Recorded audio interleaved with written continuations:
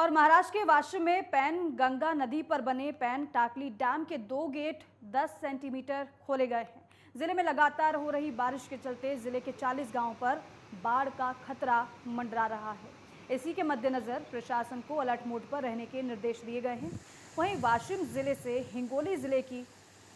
ओर बहने वाली इस पैन गंगा नदी के वाशिम जिले के क्षेत्र में पिछले 3 दिनों से लगातार बारिश हो रही है, जिसके चलते यहां बाढ़ जैसे हालात बन गए हैं। तो 40 गांवों पर बाढ़ का खतरा मंडरा रहा है। पैन टाकली डैम के दोनों गेट फिलहाल खोल दिए गए हैं। बारिश की वजह से बाढ़ जैसे हालात हैं और यही वजह है कि ये फैसला कि अब एक तरफ तो प्रशासन अलर्ट मोड पर है, तो दूसरी तरफ इंतजाम भी तमाम किए जा रहे हैं। बाढ़ से निपटने के लिए पैन टाकली डैम के 2 गेट 10 सेंटीमीटर खोल दिए गए हैं, जिससे गांव में या फिर यूं कहें कि शहरों में भी जो पानी लगातार पहुंच रहा है उसको कम किया जाए, उसको थोड़ा डाइवर्ट किया जाए। पैन गंगा नदी पर बने पैन टाकली डैम के 2 गेट 10 सेंटीमीटर तक खोल दिए गए हैं, क्योंकि बारिश निरंतर हो रही है और निरंतर हो रही बारिश से बाढ़ के हालात हो गए। कुल मिलाकर 40 गांव पर बाढ़ का खतरा मंडरा रहा है।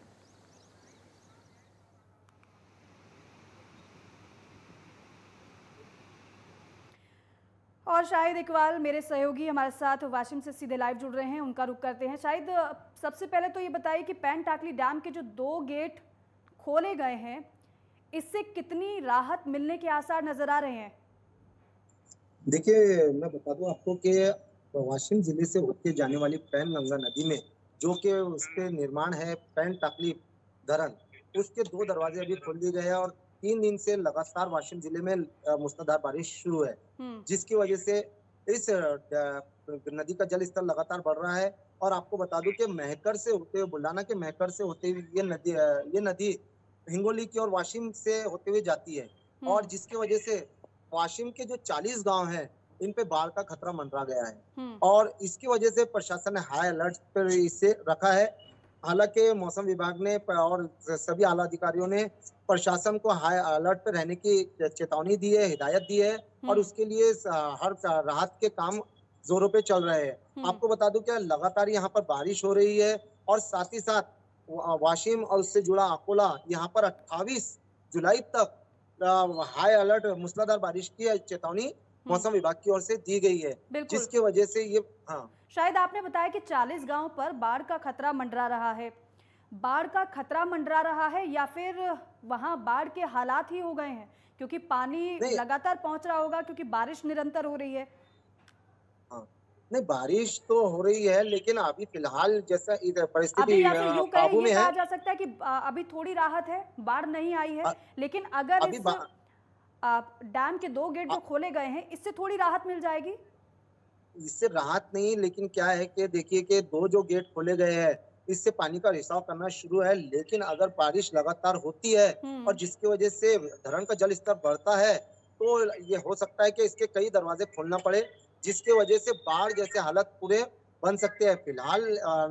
नदियों में पानी जो आसपास के गाँव के पास से जो बहती हुई नदी है, इसमें लगातार पानी बढ़ रहा है, लेकिन अभी फिलहाल इसमें यूं नहीं कहे कि इसमें राहत है, लेकिन कभी भी ये राहत तकलीफ में बदल सकती है और यहाँ पर बाढ़ जैसे हालत कभी भी बन सकते हैं और इसकी वजह से कई गांवों में भारी नुकसान, भारी तबाही यहाँ पर मच सकती है। हालांकि प्रशासन पूरा एक्शन मोड में नजर आ रहा है और रेस्क्यू के सभी पुख्ता इंतजाम यहाँ पर प्रशासन की ओर से किए जा रहे हैं और नदी किनारे वालों को सुरक्षित जगहों पर, स्थानों पर ले जाने की प्रक्रिया भी प्रशासन की ओर से की जा रही है। बिल्कुल, यानी कि विस्थापन की प्रक्रिया आप बता रहे हैं कि शुरू हो चुकी है शायद। जी जी जी जी। और फिलहाल अगर फिलहाल वहाँ के मौजूदा हालातों की बात की जाए तो फिर वहाँ मौजूदा हालात फिलहाल क्या हैं, और जिन 40 गांव का आप जिक्र कर रहे हैं उनमें से ऐसे कौन कौन से मुख्य ऐसे गांव हैं जहां पर आबादी ज्यादा है, जहां सबसे ज्यादा बाढ़ का संकट है? देखिए, मैं ये आपको बता दूं कि ये जो 40 गांव है, सभी 40 गांव ये बाढ़ की चपेट में कभी भी आ सकते हैं और सभी से होती हुई ये जो मेहकर तालुका से पैन गंगा नदी होते हुए हिंगोली की ओर जाती है, जो मुख्य वाशिम से गुजरती है, जिसकी वजह से इन सभी गांवों पर बाढ़ का खतरा मंडरा रहा है और बाढ़ का खतरा मंडराने की वजह से यहाँ पर कभी भी हालत बेकाबू हो सकते हैं और यहाँ पर गांव में, खेतों में और घरों में पानी कभी भी घुस सकता है और जिसके वजह से हालत बद से बदतर हो सकते हैं। क्योंकि मौसम विभाग ने जिस तरह से चेतावनी 28 जुलाई तक दी है, अकोला में और वाशिम में लगातार बारिश चल रही है और जिसकी वजह से आप देख सकते हैं मेरे पीछे मौसम पूरी तरह बारिश का है और बारिश लगातार शुरू है और ये कभी भी जल स्तर इसका लगातार बढ़ रहा है पैनगंगा नदी का और जिसकी वजह से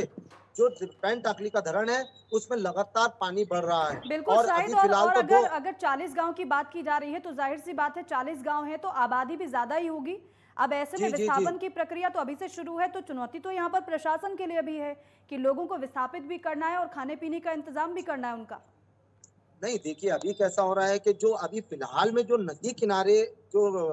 गांववासी है जिनके घर आसपास नदी के आसपास है अभी उनको चेतावनी दी गई है, उनको विस्थापन करने की कोशिश की जा रही है। हालांकि कोई भी अभी अपने जगह से हलने को तैयार नहीं है और हर कोई अपने आगे की परिस्थिति पे निगाह बनाए हुए है, लेकिन जैसी हालत कुछ भी बिगड़ते हैं तो ये प्रक्रिया शुरू हो जाएगी और सभी आसपास के स्कूलें प्रशासन ने खोल दिए ताकि जो लोग इससे प्रभावित हो गए उन सभी को विस्थापित किया जाए, उन सभी को स्कूलों में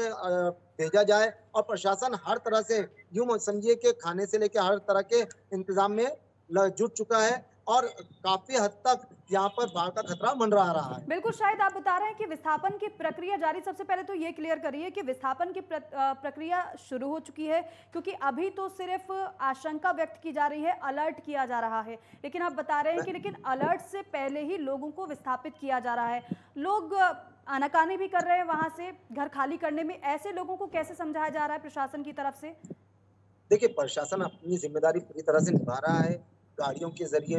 जो भी ऐलानात हो रहे हैं वहाँ पर और वो पूरी कोशिश कर रहे हैं नदी किनारे वालों का हाई अलर्ट करने की और उनको वहाँ से हटने की कोशिश कर रहा है। लेकिन लोग अभी है कि इसके लिए तैयार नहीं है। उनका कहना है कि अगर आगे कोई स्थिति बिगड़ती है तो उसके बाद हम तुरंत यहाँ बिल्कुल से शायद विस्थापित लोग हो अभी जाएंगे। तैयार नहीं, लेकिन हालात बिगड़ते हैं और नुकसान पहुंचता है तो फिर इसकी जिम्मेदारी फिर किसकी होगी, क्योंकि तमाम सवाल फिर खड़े हो जाते हैं प्रशासन पर ही। बहरहाल आपका बहुत शुक्रिया बातचीत के लिए, जानकारी के लिए।